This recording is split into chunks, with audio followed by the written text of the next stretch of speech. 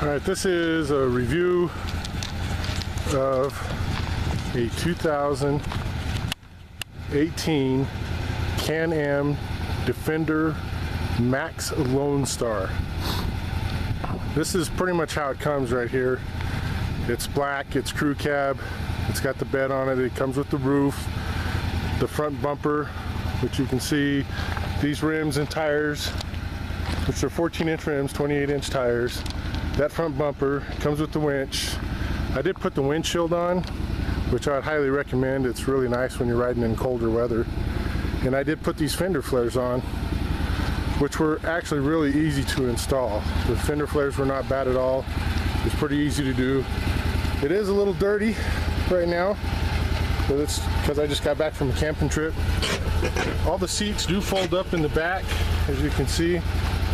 So you can put these little storage boxes in there, which it come with one storage box. I ended up getting two more, just so I could make sure I had plenty of storage. This back seat does have a little deal that folds down for cups or little storage right there if you got this folded down. Really handy. In the front, let me show you the dash and stuff. It looks just a lot like a truck. Your controls and everything are very similar to a truck. You got your storage compartment over there. I did put those nets on. They're really nice to have. Those nets keep stuff from flying out of those compartments. You got the leather stitching and stuff on the seats. The center of the seats actually have a different material on them, but it's really nice. It rained. The seats did get wet, but they absorbed the water really fast, so it wasn't bad to get them out. You can see the roof from the inside. You can put a liner in it, I guess, if you wanted to. You can also see this cover back here. That actually come with it, with this Lonestar edition. They come with this cover. Tires are Bighorn 2 tires, the 2.0. They're 28 inches. It does have 13.5 inches of ground clearance. I know the specs on it say it's only 13 and it's 81 inches high. I've taken multiple measurements with it. It's 13.5 inches. It's 79 inches high at its highest point. And that's with the shocks set right in the middle. If you turn the shocks up, it actually will go up a little higher and it will reach that 81 inches of height. So just be aware of that. This is the back end of it. It is running right now. I'm sure you can tell. It's really quiet. I've been really impressed with that. It's not noisy at all. I've put in quite a few miles and hours on this thing now, which is why I'm doing this review. For anybody that may be looking at these or interested in them, I did a lot of research. I had a hard time finding any reviews on these as far as what people thought of them, especially the Max versions. So I figured I'd do this review and put it out there for people. I know there's a lot of people, because I myself was a big Polaris fan. This is the first Can-Am product I've ever owned. I am extremely impressed with it. I actually do like it quite a bit better than the Polaris versions. I think it's a better vehicle overall. It shifts easier than Polaris. The steering is pretty much the same. The motor is significantly quieter. It does have plenty of power. Mileage on it that I have been getting myself, that I've been keeping track of, is right at about 20 miles to the gallon, which isn't bad. It'll go a long way. Some days I've had more than that, and that's been on the normal mode. It hasn't been under work or economy. As you can see, it does have a work mode, a normal mode, econo mode. It does have a switch over here too for 4-wheel drive and the rear diff lock. I've never put it in the economy mode, so I really have no idea what kind of mileage it would get with the economy. I just know what it's getting in normal mode. I've ran it in work mode.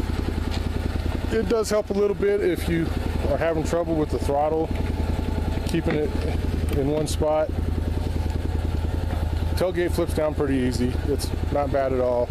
It's very supportive, holds quite a bit of weight. Dump box dumps really easy. I've done that as well.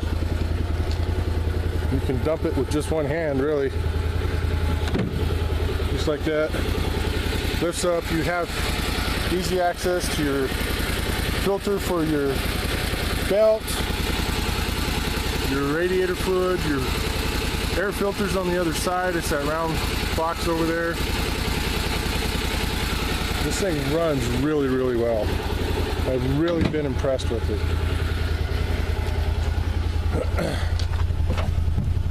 As far as four-wheeling and stuff, I've got quite a few miles on it already, actually. I've got 316 miles on it, if you can see that. I've drove it around quite a bit, and I picked this up in the end of March, and it's got 40 hours on it. I have not done a service on it. I have looked at the service. It actually will not be that hard to do, but they tell you not to service it until you get 200 hours on it, or almost 3,000 miles. Here's the switches for the headlights, winch switch. I have tested the winch out. It works. I've not had to pull this out with the winch yet. As far as four-wheeling, to me, honestly, it's a lot like driving a vehicle when you're four-wheeling. I mean, a lot of four-wheel drive vehicles, you got to stop and lock them in. I know that's one of Polaris's big things, is you just flip the switch and keep going. This actually has a tighter turning radius on it than a Polaris. I know there's a lot of people that don't like the fact that you have to stop to like turn on the rear differential or lock it in four-wheel drive. I know there's a lot of people that are going to say, oh, well, you'll get stuck before that other tire kicks in the front. I will just tell you that I have had this thing over rocks that barely fit underneath it. Some of them were bigger than what should have been there. And if it wouldn't have been for the back end going up at the same time the front end was going up, it would have high centered this thing, and it has never failed. It's pulled, the tires have never slipped. It's ran perfectly fine four-wheeling. I've had it through mud puddles where the water was coming over these floorboards, and I do mean it was flowing over the floorboards. Didn't get stuck. I went right through it with no issues, no problems. So I really hope that this will help anybody out looking for one of these that is kind of undecided on them, because they really are nice. They really do run well. The only thing I don't like about this is, one, it's black. I wish they had the Lonestar edition in other colors besides just black. Unfortunately, that's all they've got it in. The other thing I don't really care for with this is when you let off the throttle, there is a little bit of a whine when it starts in on the braking, because it's using the engine and the belt to slow it down, and it's got a little bit of a whine to it. There's also a cooler in the back near the engine for the oil, and that one, when it comes on, it's got a pretty high-pitched whine to it. I don't really care for that, but I understand they got to cool it off, so, and it does work effectively. And again, like I say, I really hope this helps anybody that's looking for something like this or is undecided. Maybe this will help you out in making your decision. Again, I would definitely recommend the windshield. They're really nice when you're riding in cold weather. I didn't really notice much of an impact in riding in cold weather without any doors. Just that windshield. That windshield made a big difference. So again, I hope this helps you out. If you're looking and you just wanted some information on it, and if you do adjust those shocks to the highest setting, it will actually pick this up another 2 inches, so you end up with 13.5 inches of ground clearance. And I don't know if you can tell in the backs, not so much, but it does have the arched A-arms on it in the back and in the front, and that actually come factory on this Lonestar edition.